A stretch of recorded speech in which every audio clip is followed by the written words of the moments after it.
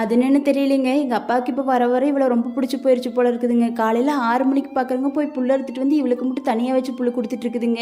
என்னப்பா பண்ணிட்டு இருக்கீங்க அப்படின்னு கேட்டால் இவள் கத்திட்டாளுங்களாம்மா, பசிக்குதாட்டிருக்குது அப்படின்னு போய் புல் அறுத்துட்டு வந்து கொடுத்துருக்குறாருங்க. நாங்கள் ஏதாச்சும் கடைக்கு போயிட்டு வாங்கப்பா அப்படின்னு சொன்னால் கூட போக மாட்டேன்னு சொல்லிட்டு போயிடுவார். இவளுக்கு நான் மட்டும் பார்த்து பார்த்து நல்லா பண்ணிகிட்டு இருக்கிறாங்க. இவங்களோட பாச போராட்டம் ரொம்ப அளவுக்கு அதிகமாக போயிட்டு இருக்குதுங்க. இவ்வளோ சளைச்சப்பட்டவெல்லாம் கிடையாதுங்க. எங்கள் அப்பா எங்கே போகுதோ பின்னாடியே போய் போய் நல்லா ஐஸ் வச்சு பழகிட்டாங்க. இப்போ போகிறப்ப பார்த்தா இவங்க 2 பேர் பண்ணுற பாச போராட்டம் எங்களால் கட்டுப்படுத்த முடியாமல் போயிட்டுருக்குதுங்க. எங்கள் அப்பாவை எங்கேயாச்சும் வெளியே போனாருனாலும் இவ கேட்டு வரைக்கும் கொண்டு போய் வழி அனுப்பிச்சி விட்டு தாங்க வர்றா. எங்கள் அப்பாவும் இவளை பார்க்காமலாம் வெளியவே போகிறது இல்லைங்க. இவங்களோட பாச போராட்டம் ரொம்ப அதிகமாக தான் போயிட்டுருக்குதுங்க. அதெல்லாம் பார்க்கும்போது தான் கம்முன்னு எங்கள் அப்பாவுக்கு பிள்ளையாக பிறக்காமல் கம்முன்னு கண்ணுக்குட்டியாக பிறந்திருக்கலாமோன்னு தோணுங்க. எங்கள் அப்பா நல்லா தான் பார்த்துக்குங்க. ஆனால் எங்களை விட கொஞ்சம் அதிகமாக பார்த்துக்கிறதுனால கொஞ்சம் பொறாமையாக தாங்க இருக்குது. அதை விட இந்த ராஜா வீட்டு கண்ணுக்குட்டி ராஜா வீட்டு கண்ணுக்குட்டின்னு கேள்விப்பட்டிருக்கிறீங்களா? அது வேறு யாரும் இல்லைங்க, இவ தான். இவ்வளோ மாதிரி வாழ்க்கையெல்லாம் ரொம்ப கொடுத்து வச்ச ஒரு வாழ்க்கை தான் போங்க.